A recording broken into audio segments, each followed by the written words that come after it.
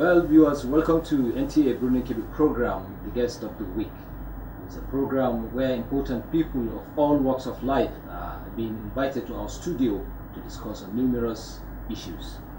This week with me is Professor Yahaya T. Baba, a professor of legislative studies and the former head of department political science, Usman Danfodio University, Sokoto. Professor, you're welcome. It's my pleasure having you. And I am Usman Abdullahi Shehu. Without wasting much of the time, sir, I would like to go into the program. Can you briefly tell us the structure of Kebbi, the political structure of Kebbi South Senatorial District? Yeah, I think politically Kebbi South is one of the 3 territorial districts that exist in Kebbi State. And structurally, it has 7 local governments. And it is housed in 2 different emirates, traditionally recognized emirates in Kebbi State. The Zulu Emirate, which has 4 local governments of Zulu, Dankoso, Second African local government, and the Yauri Emirate, which have 3 local governments for Yauri, Shanga, and Ngaski. Politically, this is an important segment of Kebbi State. Not only that it has 7 local governments, it has 1 local government in the zone, in the Senatorial district, that is the 2nd largest in terms of landmass and in terms of population. So you can imagine that Dankoso local government is equal to some 3 local governments, or even 4 local governments in Kebbi State. So the electoral value in Kebbi South is very high. Not only that, economically, it's an agricultural hub. Kebbi South is an agricultural hub because of the vegetation, a unique vegetational belt that exists in this zone. The weather and the climate is akin to that of Guinea Savannah.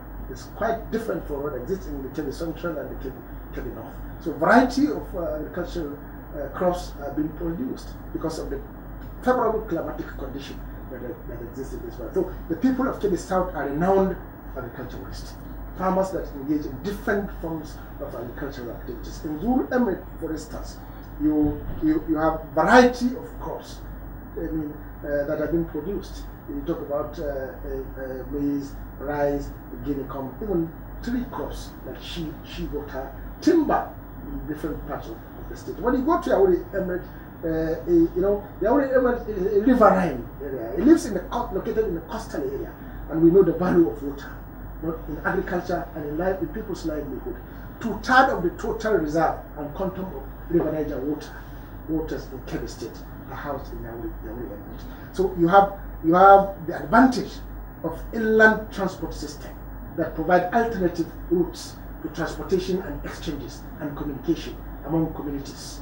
And you also have advantage of irrigation farming that exists in this very particular part of the land where River Niger have a large chunk of water reserves in this area. And then you have also opportunities for fishing activities, and people in this very particular part of the state are renowned fishermen. And that is an important economic activity that sustains livelihood of the people of that. What we need is only improvement and creating opportunities and adding value to what is currently existing in this part of Kebbi State. If this is done, Kebbi State, not only Kebbi State, the whole nation will be proud. Will actually be proud of this very particular segment of the state. But it has also produced renowned politicians, right from the First Republic, down to Second Republic, to Third Republic. There are prominent politicians that belong to different party platforms. The NPC, for instance, the NPN in the Second Republic, the NRC in the Third Republic, and of course about the Third Republic, and even in the present First Republic politics. You cannot imagine any political success without Kebbi South Senatorial District. So it's an important... Professor, when you talk about politics, can you tell us, as a political expert, can you tell us what is the role that senatorial, that Kebbi South Senatorial District can play in the state politics and national politics at large? Yeah, the state cannot do without Kebbi South. First, the electoral value is very high. Large population and a concentration of electorate with voting rights exist in Kebbi South. the Senatorial district. I earlier mentioned that the Dankosobu local government has the second largest population in the state. You can count 4 local governments in other parts of the Senatorial district that combined are lower in population than one local government in Kebbi State. Not only that, in terms of resources, the people of Kebbi State, Kebbi South Senatorial District, are somehow self-reliant because there are people that are occupationally engaged in different forms of economic activities, farming, for instance, and different agricultural. Then, of course, it has also produced sterling politicians, political actors, both active and shadow actors in politics of Kebbi State, that you cannot discuss and finalize the strategy of electoral politics in Kebbi State without Kebbi South Senatorial District. Because whatever analysis and calculations you do, if you minus Kebbi South Senatorial District, the gap is clear. It's very glaring. So, and people in Kebbi South have contributed enormously in forming government, in dissolving government, and in also constituting another government at the state level. You know, at national level, we can say the people of Kebbi South Senatorial District are nationally recognized. For instance, when you talk about Zulu Emirate, the people of Zulu Emirate have paid their dues in national politics. There are people who are renowned, who have contributed enormously to the defense and security of this nation. They have the largest enrollment of men and officers in the Nigerian army. You know, in the Second World War, in the Civil War, they have played a leading role in defending the territorial integrity and the peaceful coexistence as well as continued survival of Nigeria as one state. It has produced the largest number of generals. Just that emirate. And those of retired generals have also metamorphosed into politicians after retirement. We're still having people enlisted into the army at different levels and paying even supreme sacrifice, paying their lives to protect and defend the nation and provide security. So Kebbi South Senatorial District is very unique. Its uniqueness can actually be explained in different contexts, economically, politically, culturally. It's also diverse, and that is why the politics of tolerance can only be learned from Kebbi South Senatorial District. The people of Kebbi South Senatorial District are diverse in their own context. You have different tribal groupings within the Kebbi South. When you go to Zulu, you have different tribal groups. You have Dakarikari, you have Fakawa, you have Dukawa, you have Achipawa, you have Hausawa, you have Kelawa. Different expressions, but yet again, you can see indications of unity of purpose and unity of unity among them. You go to also Kebbi, you go to part of Kebbi South in Yauri local government, you also have the companies, you have the Hausawa, you have Bungawa, you have different, and that makes that very particular group of people in Kebbi South very unique, representing even the complex structure of the Nigerian society. So, Professor, from the so far known senatorial aspirants in that zone, who do you think fits to represent the electorate in the Okwa Chamber of the National Assembly? Yeah. I think the question of fitness or who best suits to contest is a matter of rights. You know, if you are qualified, as far as the law is concerned, you are all qualified to contest, and the choice is that of the people to determine who represents them. So everyone is fit as far as you are qualified to contest for the election. But let me mention that when new entrants makes it to the space, to the political space, it always attracts special attention. And now in this context, we have had people who have been into this game or into this representation for quite some time. Now we have a new entrant into the contestation of this position, particularly both in the APC, the ruling All Progressive Congress, and the opposition People's Democratic Party. We have new entrants who expressed their interest. But I think what caught people's attention, if one aspirant that actually shook the foundations of the politics of Kebbi South, from the roots. Alhaji Shehu Muazu. I think he became, not only that he created a unique attention, but I think the reaction of the people of Kebbi South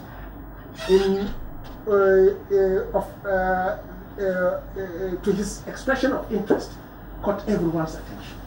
Alhaji Shehu Muazu declared his intention to contest, and soon after this declaration, you could see that the whole political environment in Kebbi South Senatorial District become charged. And what is so special about this? Maybe people are yearning for a change, for a shift away from what used to be on the ground, or what the kind of representation they have been subjected to a new dimension of representation that connects them to those who represent them. It's a community-based person. If somebody who has been in the community, who lives within the community, who interacts with the community, who engages with the community, and such value of his personality has attracted the attention of even those who have not been actively involved in political affairs of the state. So that creates a very unique scenario in the politics of Kebbi South, particularly when it comes to the aspiration for the senatorial seat of Kebbi South senatorial district. So when we talk about his personality, somebody very unique. You know, he is from a decent, disciplined, and humble family. He is born. So, Professor, we want to know, or we would like to know, who is this Shehu Muazu? Yeah, just like I said, he is born to a humble, disciplined, and decent family of Alhaji Muazu, a very renowned politician, a businessman, a farmer, a community and opinion leader in Zuru Emirate. He is from Fakir local government, resident in Zuru Emirate. He has been involved in politics. The father has been involved in politics since the First Republic. They have been the foot soldiers of MPC in the First Republic. He has been an active political bigwig in the politics of Second Republic. They have been the drivers of politics in the Third Republic. He is, though, a very low-key politician, but impactful community leader that is well respected across different divides of Zulu Emirate. That was the father that raised him. That was the house in which Shehu Muazu was brought up. And he actually had his training, his educational training in Duru, and also went to be trained in mathematics at the Usman Dafuri University of Sokoto. After completion of his degree, he took up an appointment in the local government service commission as a beginner with a degree holder, and he was because of his enthusiastic desire to serve the community. He began with the local government. He was sent for a training at the Department of Local Government for an advanced diploma in local government at Ahmadu Bello University of Sokoto, Zaria. Thereafter, he switched his services to federal service. He was employed at the Nigerian Maritime Authority, where he served for close to 3 decades. He had also had a brief sojourn at the state when he was appointed as secretary of the SHUAP, that a temporary program that was introduced to cushion the effect of the increase of the fuel pump price. And during that period, he took advantage of that and impacted on all communities in Kebbi State. Thereafter, he retired and became a farmer, a successful farmer. Currently, he has farmlands all across Kebbi South Senatorial District. In just the local government alone, he has 250 hectares of land that he produces variety of agricultural products. He is an employer of labor in the agricultural sector. He is somebody also who is interested in solid minerals, in mining in solid minerals. And his local government factor is rich in mining natural resources. In 2007, he expressed his interest to contest for the position of member House of Representatives. And there was an attempt to reconcile those aspirants, particularly between him and the current senator, Bala Ibn Allah. There was a vote of 6, and there was a tie in the vote. He got 3, and Bala Ibn Allah got also 3. At the end of the day, the governor then, Adam Ali, prevailed on him to actually step down for the current senator. And what he did, Remember, after a long period of time, 2007, 2019, Yes. he came back to express his interest to represent his people at the State House Assembly. Okay. That shows how community-based and community-connected that very particular person is. And even then, there was this elders reconciliatory forum, and they also solicited his kindness to step down for an aspirant, which he did out of obedience and respect for the opinion of elders. And thereafter, people prevailed on him that it is time for him to launch his political career by expressing his interest to contest for the seat of Kebbi South Senatorial District. And that is where he is now. Okay. So you made mention of expression of interest. Recently, Zulu Town was lit up with political activities when Alhaji Shehu Muazu visited the town for expression of his own interest contest. What is your take on that? Wow, this is a grand event. You know, it was the reception was wonderful and marvelous. You know, it was a mammoth crowd, mammoth spontaneous crowd. You know, self-sponsored crowd of biggest magnitude we have ever seen in recent time. Maybe the only political gathering reminiscent of what had actually happened during his reception in Zulu was when General Magoro was received, when the unconfirmed sources suggested that he was actually choosing to be the flag bearer of the PDP in 2006, building up to 2007. Since then, we haven't seen a gathering, mammoth, self-sponsored, spontaneous, that actually poured on the streets to welcome an aspirant, somebody who has never held a political position, who has never been in any elected position, somebody who is a private citizen, who is a businessman, who is a non-farmer, but engraved in the community. And that, you could see also joy and fulfillment in the faces of the crowd. This is a crowd that was not, this is a crowd that was, just like I said, that was self-sponsored. Families met and actually contributed and raised funds to actually fund their members of the family to pay back to the family of Alhaji Muazu for his kindness and benevolent dispositions throughout his life. It was a crowd of sparkling spectacles of ecstasy I have ever seen. You could see joy, you could see fulfillment, you could see that people are really satisfied, that as if he is pronounced to be the senator of Kebbi South Senatorial District. It's so unique that if it were to be in another context, this crowd is just a culmination of his complete consensus of his choice by his party, because we knew the crisis the party is going through. You know, we need to drop the drop in the acceptance rate of the party prior to this, but he has revived the soul of the party in the emirate and in the district. And that crowd that actually poured on the street to welcome him, you could see even tears of joy in the people, and even from him. He couldn't thank people enough because he didn't expect that particular crowd to be on the street for him, because he felt he did nothing or too little for that kind of a crowd to welcome him. So this is a new dawn, if you like, in the politics of Kebbi State. You could see people investing their time and their energy, and now not waiting to be bought off during elections, but that they have already made decision. Can you tell us some of his manifestos? Well, I think it's coming up with quite unique programs. One, remember we said his background is a public servant. Yeah. Now he has switched to private life. Yes. He's in farming. He is a founding member of RIFAN, Rice Farmers Association of Nigeria. Of recent, the rice pyramids that was done in Abuja, where the government celebrated success story of domestic production of rice. He was the chairman of the rice pyramids. The Abuja rice pyramid. He was the chairman of the local organizing committee as a founding member of RIFAN. So he is so involved in the national cycle of revival of agriculture. So you can only imagine that if he has the opportunity to be in the Senate, he can promote the advancement of agriculture, and the people of Kebbi South, whose occupation are largely agriculture, will be the end beneficiaries. There is also this cabotage trade in waterways.